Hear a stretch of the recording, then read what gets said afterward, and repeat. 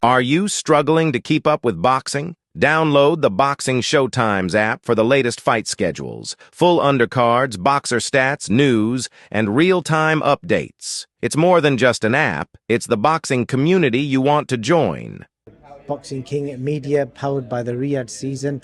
What an event. First time event in Australia for me, and I tell you what, that was a baptism of fire. Yeah, great. No, look, thank you for coming across. I really appreciate you making the effort of coming out here.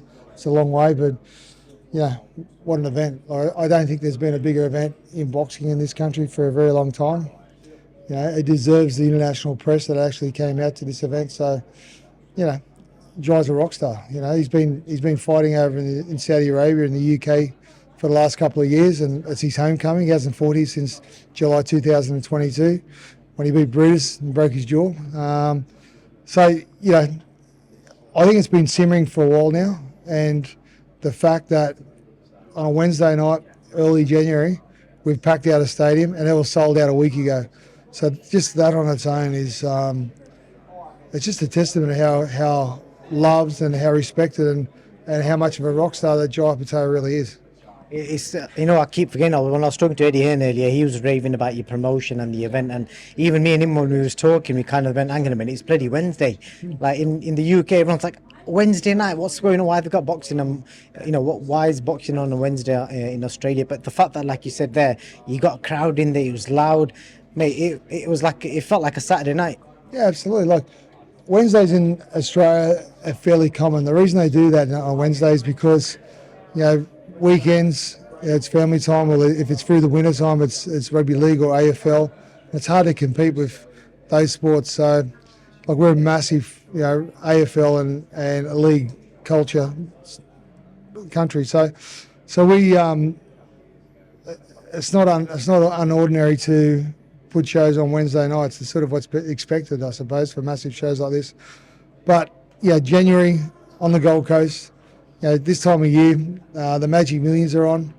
The place is buzzing, and there's people in town, but they're here for the races. There's a lot of guys that actually buy tables at our events that are regulars that are away. They're on holiday, so we actually missed out on quite a lot of our regulars. So, if it was probably a little bit later in the year, we would have really, went harder again. But I think next time we're going to have to find a bigger stadium. Well, you might do, mate, but I tell you what, it's all right putting an event on, but the fight had to back it up. What a fight. I think Nika did himself proud today because he was a big underdog, but he brought the smoke for Jai OPETAIA, and Jai, by the looks of it, enjoyed it. He literally got a buzz out of getting chinned and getting hurt as well. Like, the first couple of rounds, it was the fight that David was actually enjoying. Like, David wanted to bang. He wanted to bring that war. I think he had something to prove. Hats off to David NYIKA. Like, all week he's been an absolute breeze to promote, and he sold the fight. He talked the talk, and he backed it up. He backed it up in those first few rounds, and he can bang.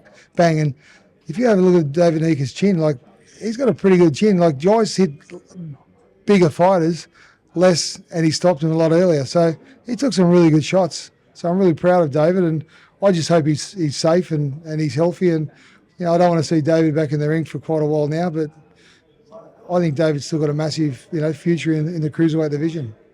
Indeed, definitely hasn't done himself any injustice. And regards to Jai next, can you make the Zerdo fight? What's His Excellency saying? Has he messaged you already?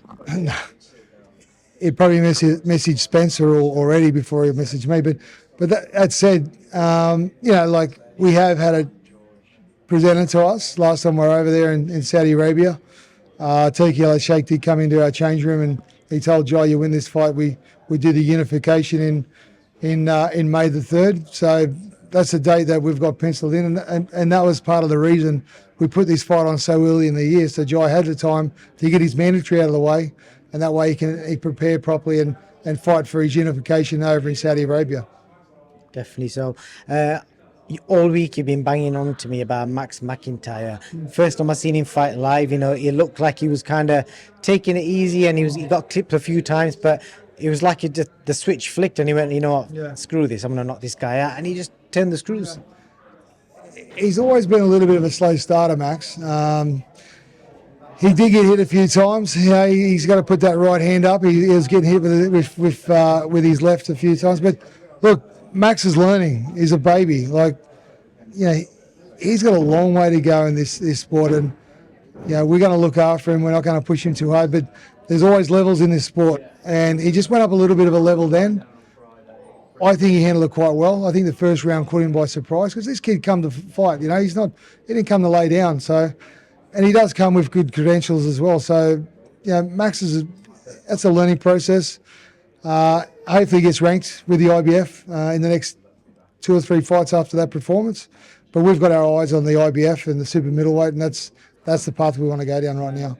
I can assure you I was definitely impressed for a 20-year-old, and he's only just turned 20 as well. Exciting to watch. He can talk, he can bang. Mate, you've got a full package there, and he's got a mullet as well, and a tash. Oh yeah, mate, he's a promoter's dream.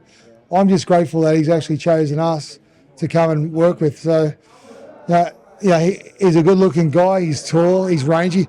I think he'll probably go into the cruiserweight division as well in the next couple of years because his dad's quite tall and broad. So, there's a big future ahead of Max McIntyre, that's for sure.